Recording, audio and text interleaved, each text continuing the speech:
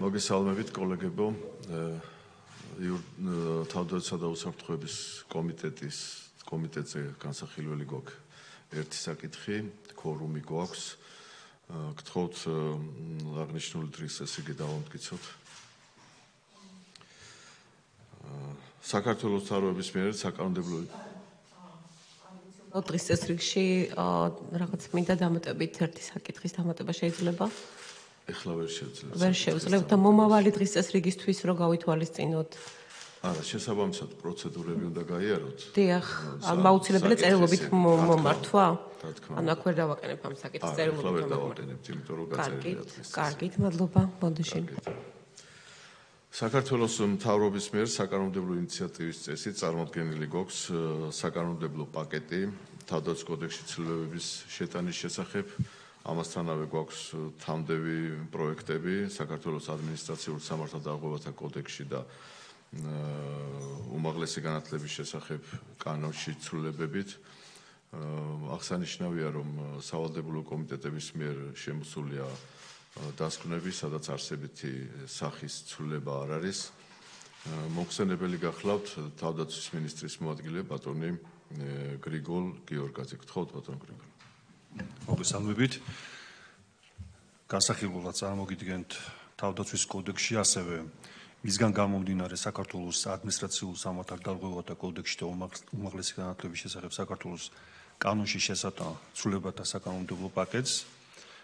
საკანონმდებლო პაკეტი თავდაცვის კოდექსში ცვლილების შეტანით მიზნად ისახავს წვევამდელ და ეროვნული სამხედრო სამსახურის ორგანიზებასთან, სამხედრო უმაღლესი საგანმანათლებლო დაწესებულების ხელმძღვანელთან, სამხედრო სასწავლებელში ჩარიცხვასთან და თავდაცვის სფეროში მოხალისეობასთან დაკავშირებული საკითხების დაზუსტებას.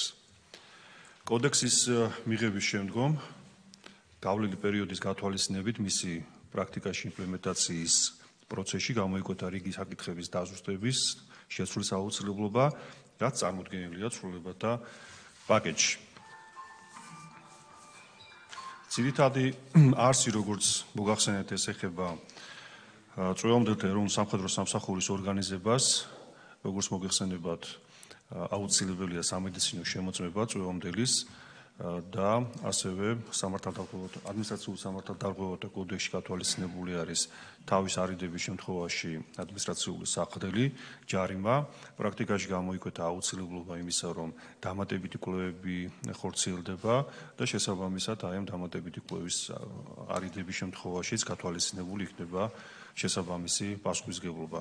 აგრეთვე იცვლება ეროვნული თავდაცვის აკადემიის რექტორის სახელწოდება. ნატოს წევრ ქვეყნებში და ძირითადად პარტნიორ სახელმწიფოებში ეს გახლავთ მეთაური, ვინაიდან თვითონ შტატის გათვალისწინებულია გენერლის შტატი და შესაბამისად ეს ცვლილება არის სხვა დამატებითი რაიმე არსებითი სახის ცვლილება არ ხდება, ეს არის ტერმინოლოგიური. შესაბამისად თამდევ კანონპროექტებში ასახული არის ეს შინაარსობრივად რაც მოგახსენეთ. და მოხალისეობასთან დაკავშირებით იცით, რომ თავდაცვის კოდექსმა ცალკე თავით არის დარეგულირებული და ეს არის სიახლე თავდაცვის მოხალისეობასთან დაკავშირებით. პრაქტიკაში ასევე გამოიკვეთა უფრო ეფექტიანად კოორდინაციისთვის თავდაცვის სამინისტროს მხრიდან გარკვეული ორგანიზაციული საკითხების დარეგულირება და სწორედ ამ საკანონმდებლო ცვლილებებით შემოთავაზებული არის ეს სიახლეები. ჩვენი იურიდიულ საკითხთა კომიტეტზეც გავიტანეთ აღნიშნული საკითხი, გარკვეული კითხვები ჰქონდა. კითხვები ხომ არა გაქვთ კოლეგებს? ქალბატონო სოფო. იცით რა მაინტერესებს? თავისთავად ეს პასუხისმგებლობის საკითხი, კიდევ ეს თემა განსაზღვრული იყო და რატომ გახდა საჭიროება, რატო დადგა საჭიროება დამატებით? რამ ბევრი შემთხვევა იყო ესე, რომ დამატებითი კვლევიდან თავი აირიდეს, რა ბევრი კონკრეტული შემთხვევა ჰქონდათ? აი რატო დაგჭირდა დაზუსტება? დიახ, ბოდიში. როგორც მოგეხსენებათ, მიმდინარე წელს დაიწყო რეფორმა სავალდებულო სამხედრო სამსახურის. მანამდე ეს ხორციელდებოდა მუნიციპალიტეტების მიერ. შესაბამისად, ჩვენ პრაქტიკამ გვაჩვენა სამედიცინო კომისია, რომელიც დაკომპლექტებული არის სხვადასხვა პროფილის ექსპერტებით.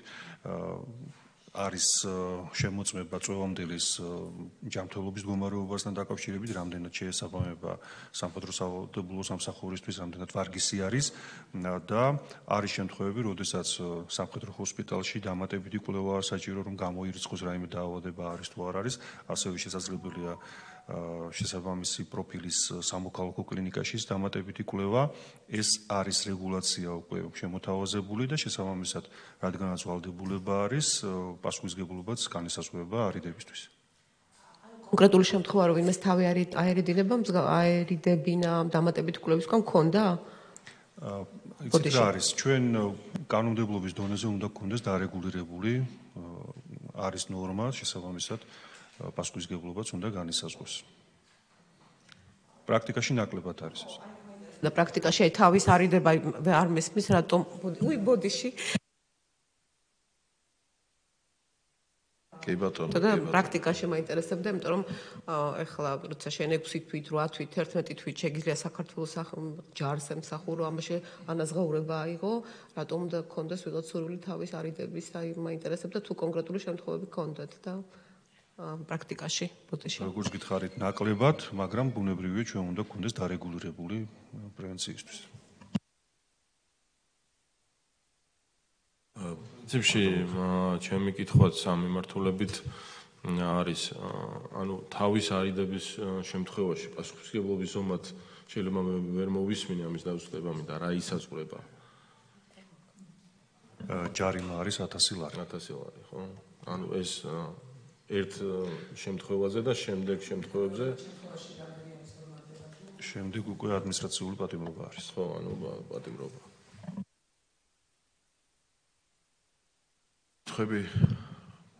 მადლობა. ჩვენ უნდა აღვნიშნოთ, რომ ძალიან დიდი ძალისხმევა დაგჭირდა თავდაცვის კოდექსის მუშაობაზე. ეს არის მართლაც წინ გადადგმული ნაბიჯი და ძალიან ბევრი მიმართულებით დარეგულირდა ბევრი საკითხი და მათ შორის მე პირადად ალბათ თვითონ საქართველოს მოქალაქეს და თქვენს მახარებს ის, რომ პირველად ქვეყნის ისტორიაში დაფიქსირდა 50%-ზე მეტი ნებაყოფრობით გამოცხადება და ჯარში სამსახურის გავლა. ეს არის ძალიან სასიხარულო. მადლობა ბატონო გრიგოლ.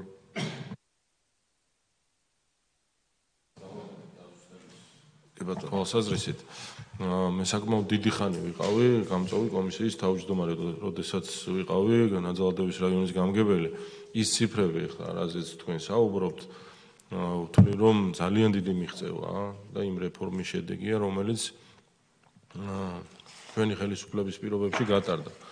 გარკვეულწილად მოხდა ჯარის სამხედრო სამსახურის პოპულარიზაცია, წახალისება და ისეთი მოდელის და სისტემის დანერგვა, სადაც ადამიანები თავის ფეხით მიდიან და აღარ უგიწევს ქუჩებში, სახლებში, უბნებში დევნა მწვევამდელების. ასე რომ ძალიან კარგი ფაქტია ეს, რომ ამ მიმართულებით ძალიან მნიშვნელოვანი შედეგები გვაქვს. კარგით, მადლობა. პირველი მოსმენით გთხოვთ კენჭი უყაროთ აღნიშნულ საკითხს, ვინ არის მომხრე? თქვენ არ გიჭერთ ხარს ქალბატონოს.